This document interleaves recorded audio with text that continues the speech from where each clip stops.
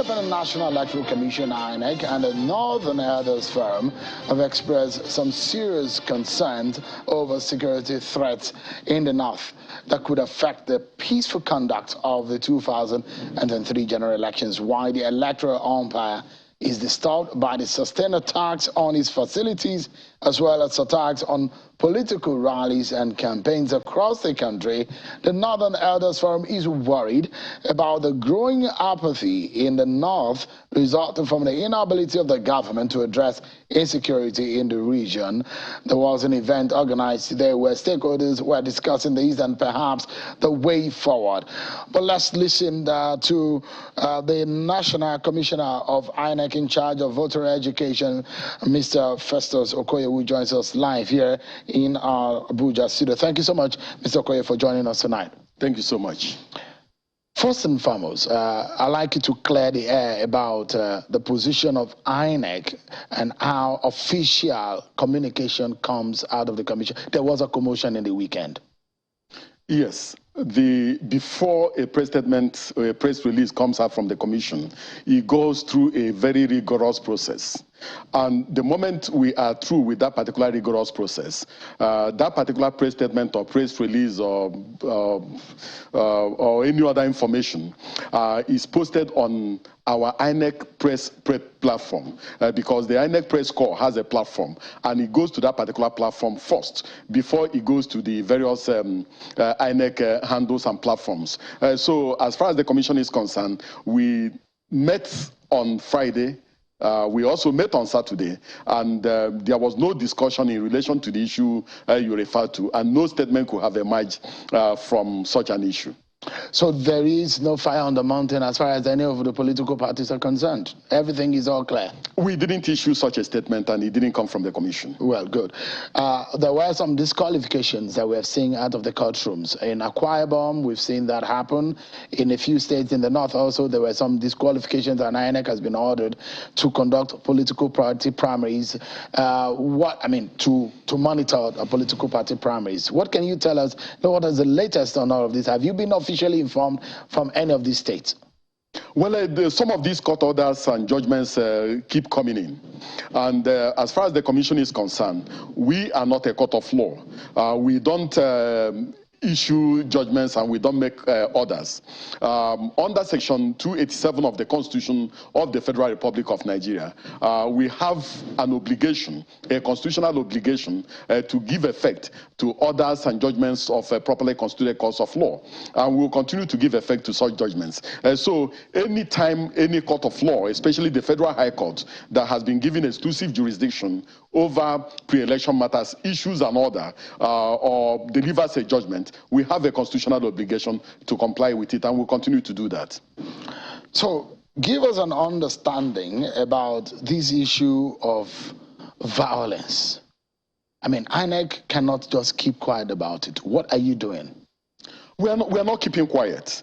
The latest one we had that came from Abeokuta South Local Government and Ede South Local Government, a day thereafter, the commission convened a meeting of the Interagency Consultative Committee on Election Security.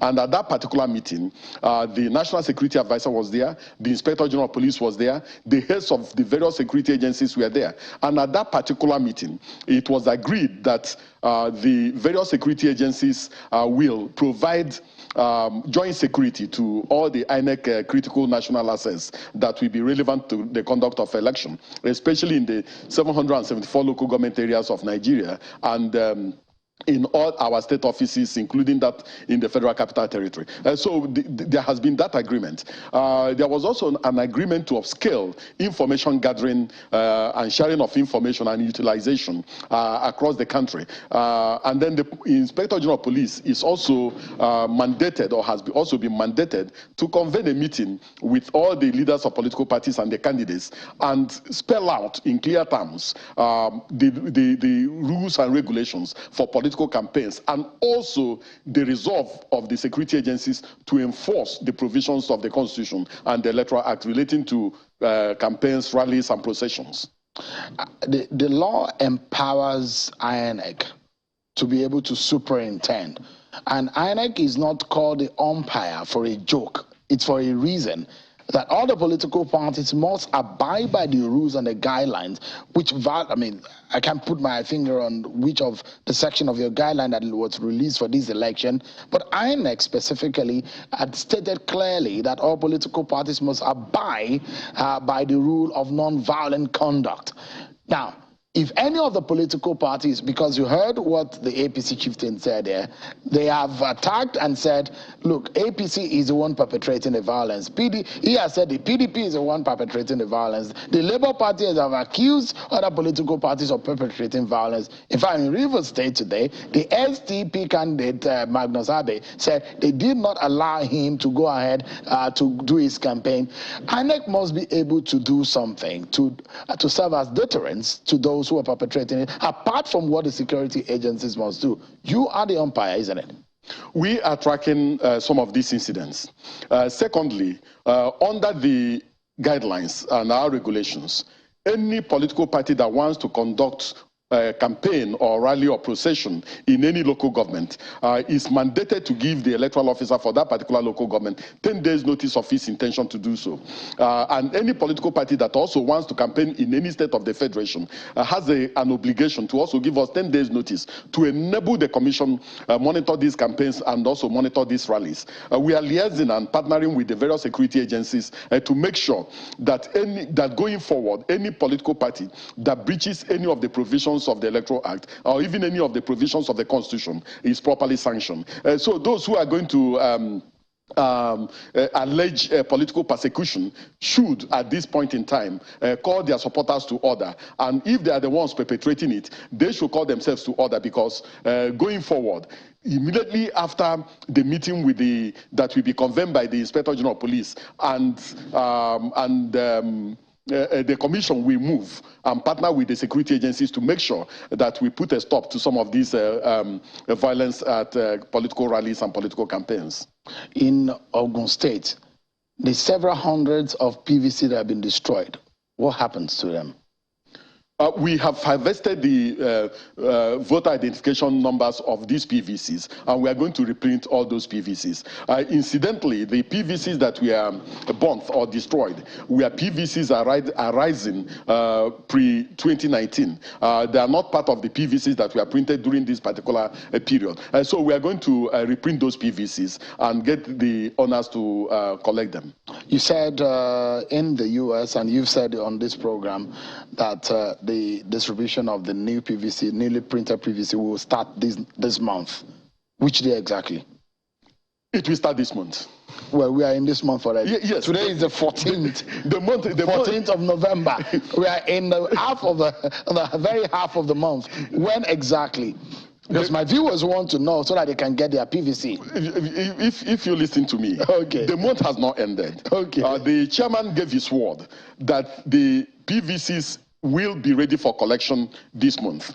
As you are aware, we started the display of the register of voters for claims and objections on the 18th day of November.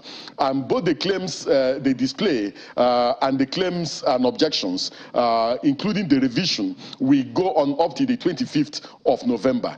Thereafter, the PVC of the new registrants will be available for collection. And this will also include the PVCs of those who did transfer, the PVCs of those whose PVCs were damaged or defaced or lost. So we are going to do all these things. We want to truck in these PVCs all at once. We don't want to take them to the various local governments piecemeal. So we have already agreed on and designed an operational procedure on how to collect these PVCs so that we can have a seamless operation. So the PVCs will be ready this month for collection, but I will not give you the exact dates.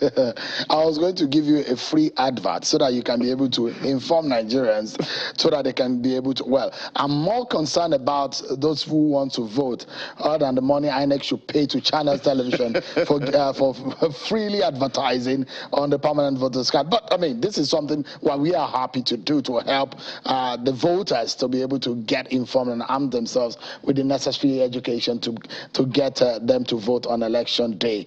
But there is something that is causing a bit of a stir online, and you see a lot of pictures that have surfaced. Those people who are saying there are discrepancies as far as the voter register is concerned. And I think the essence of the claims and objection is simply this: so that if you find anything that is wrong, you might be able to object to it. Let me show you some of the pictures that have surfaced. There are people that have put them forward to say, what is INEC up to? Look at these people. These are obvious underage who are, you know, on INEC register. How can this happen? What exactly is going on? Mr. Okoye, is this people less than 18 years allowed to vote in this election? If you look at the faces that are captured there, these are definitely less than 10-year-olds. I have seen these pictures. As you pointed out, the essence of putting out this is for Nigerians to help the commission further clean up the voters register. Now, what the commission did was that at the end of the continuous voters registration exercise, a total of 12,298,944 persons completed their registration. Out of this particular number, the commission declared as invalid a total of 2,780,756, leaving a total of 9,518,188. So what the commission has done is to integrate this number with the existing number on the voters register, which stood at around 84 million, giving us a total of 93,522,272. So that's what we have put out there as a preliminary register that people should check. Now, we want people to look at the register and assist the commission. One, check whether their names have been properly spelled, whether their personal particulars have been properly captured, whether some pictures are upside down so that we can correct them, whether there are still names of deceased persons on the register, whether there are obviously underage persons on the register. And we have done this both physically. We have displayed this register in the 774 local government areas of Nigeria and in the 8,809 registration areas across the Federation.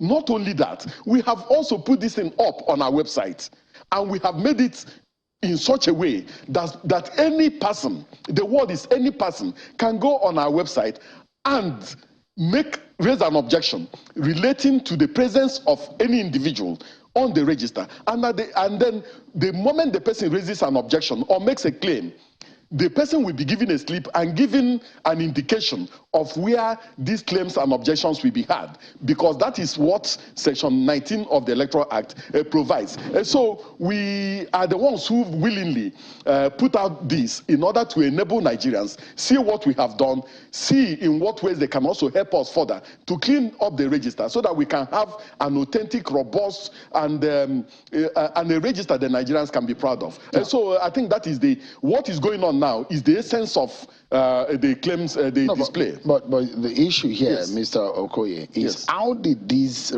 registration get on your register in the first place? No, they should never have gotten there.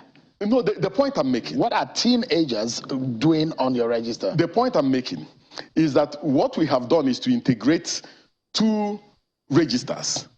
The one emanating from the continuous voters registration exercise that took place between the 28th day of June 2021 and 31st of July 2022, with the register emanating since 2011. So what we have done is to integrate both of them and then put the entire thing out for people to take a look. So the error of the past may still be reflected right now. Exactly. So, but now, okay, whichever happened, either the error was done now in terms of the CVR that was done recently, or it was done in 2011 or 2015 or 2019. The question is, your register is not that smart, or is not smart enough to be able to identify that this person is of an age that is not sufficient for registration, or what exactly is happening? Is this all done manually? Can we trust the register that INEC has? Well, we cannot claim, in all honesty, that the register does not have errors.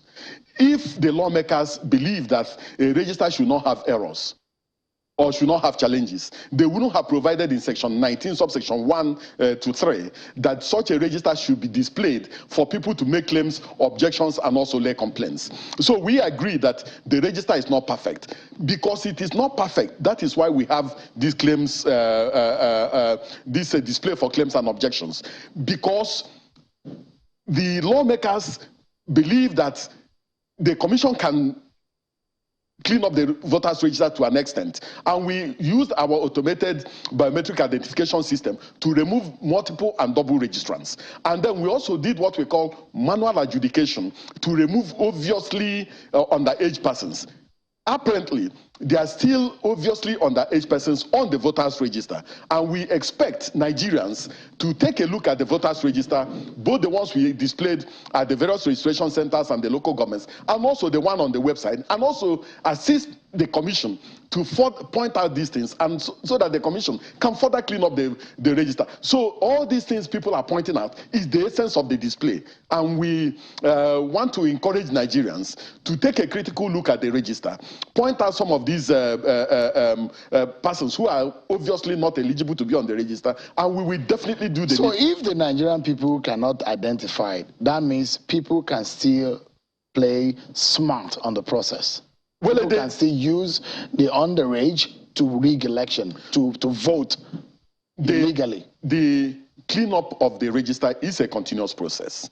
I don't believe that even after the claims and objections that we will have removed every ineligible individual in the country. There is still a possibility that one or two or more can still sneak in and be on the voters register. But I believe that since we have subjected this thing, we have delivered what we have done to Nigerians. It is now left for Nigerians to also assist the commission, do its work and do its work better. And we are pleading with Nigerians to trust this commission, to give us the benefit of doubt. Let them point out those who are not supposed to be there and see whether we have the capacity and the courage to do the right thing. We should not think that some of your staff are the ones, because the INEC chairman has said some people will be punished. Oh, definitely. Those who are behind all of this. So that's the question, that can we go to sleep knowing well that some INEC staff are not having ulterior motives and going behind the scene to be able to perpetrate the evil with using the register?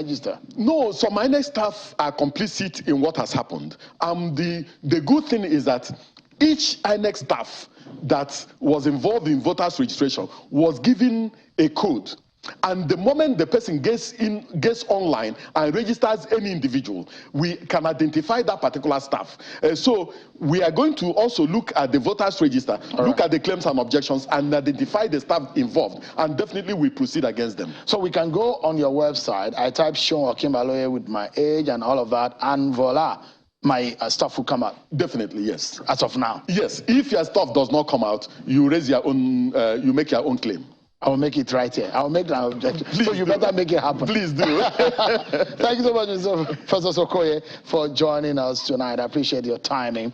And I guess Channels Television is also making effort in educating our viewers on the processes of election with one of our partners, Yaga Africa, to every day of the week educate them on how to go about this election, which will happen every day on this program, right after the program. Thanks so much. We will be here to clarify issues and also provide support to the good work the Channels is doing in relation to this matter. Thank you so much. I appreciate it.